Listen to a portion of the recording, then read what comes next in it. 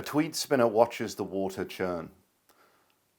My mother and my father too, they used to tell me stories you now know.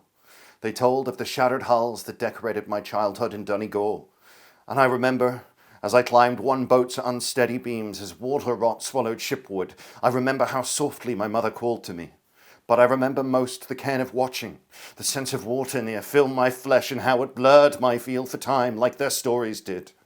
I remember too how I used to clamber down my hands kneading sodden walls of teak and oak, of cedar and mahogany, of how I used to clamber down to race the lapping water frame beneath the clouds, which sometimes then still carried the drenching, gulping sound of fish lips pressing, pleased, round the drifting bodies of shrimp and plankton too, of fish lips harvesting skin flakes, crustaceans, red algae, and the spirits of the dead we left behind. And when I was young, my parents also told me how they were the last to know what happened before the boats that decorate the coast lost their will to swim. My aunt and uncle, my brother and sister too, were all too young, they told me. They were too young to remember travel back and forth to the other kingdom in the pratie trade. They were too young to ken how families sent ambassadors of dirt to yield a crop and income and spare the aging organs of a lineage of shared blood, the harrowing of another mouth to feed as years waned. And they remembered more, my family, but most of all how it was a heart-sore thing to send children orphan young as 10. Fathers and lovers too, on months-long sea-slurry schleps to the fields of Fife to just dig crops for a man whose sole gift was the threat-stolen, grief-stolen, paper-stolen, fear-stolen land. And my mother and my father, they knew how hard not knowing was. They knew how hard it was not to know of either party in a coin-split net, what might have come to all those now and past, and what might have come to all those we must call dear to me. But the end came swiftly, just as theirs did. The boatmen dwindled, and few could carry kin those long 300 miles that resolve in hardened hearts in the Firth of Forth, splitting Edinburgh and land that once belonged to painted men. So by 1940, the sea-flung diggers were done in Donegal, where my father and mother some 60 years thereafter also died. Like the boats they loved, their motion stopped, as mine soon will, in a hospice by the sea. Yet the memories that sustain us, they survive us still. Even if their echo now erodes, they once outpaced time with brilliance, riding on the common tongue. But today they make do with the thinking flesh of men long known to me. Malloys, tweed spinners all, and Gallaghers too. They who loaded mackerel, pollock and wrasse onto long sloops for years and hundreds counted. They who gathered conger and dogfish too, to fill their decks with a breathless flood of cavorting. Bodies drunk on airlessness, a flood of the life-sick, loose among the serried ranks of shredded gills, for the plated flap that guards their swimmers' lungs gave no protection from hook or wire, and our memories still pass, and did before, even through the O'Doherty, even they whose line bent its knee to a bigamous king, whose fat mouth flapped with hip hunger, even they who hold cold memory, the poverty that sinks into human skin, the memory it leaves on jawlines, time-heavy drooping, a memory become an age-baked tattoo no lathe can remove, a reminder of lifetimes of mud, of lifetimes spent washing in the mud to teach British thieves good manners.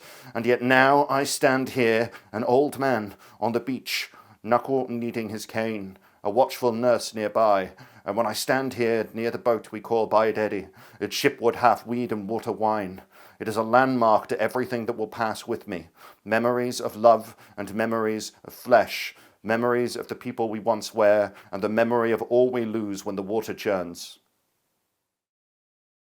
So this is from my new collection, Lilies, on the Deathbed of Étaín, and this is the 6th part, wonderfully titled 6. It was beautiful the day she died. She barely spoke, but when she did, she asked after her childhood friends, and I told her they were all long dead, and she the last. All dead, buried beneath the Brugna Boynia, Angus, he who was starfire on the longest day, the white cow, Buvinda, thorn-struck blind Medea, and mad Fuamnach of the water worm and scarlet fly. Even Yaku Arim and his brother, Alilangubai, he who split into sherds a portion of himself at vigil to wait for the passing of Étaín.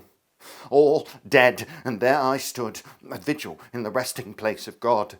And she sang then, a childhood of whoopers, swans and potsherds, tufted ducks and common terns, curlews, buzzards, ring-necked ducks and buff-bellied pipits, sandpipers, great-crested grebes and blackcaps, heron, peeweeps, tree-creepers and the water rail. She sang too of the pipit's soft electric whistle, and the inching, hoarse-whinny thrill of the little grebe. And I, half mad with grief, I was convinced her final gasp was to be an epiphany. But at her last she was displaced in time, each epiphany in two parts, an inward breath and an outward breath, the last raiments of white, hot life. And she sang of the pipit's soft electric whistle and the inching, hoarse-whinnying trill of the little grebe.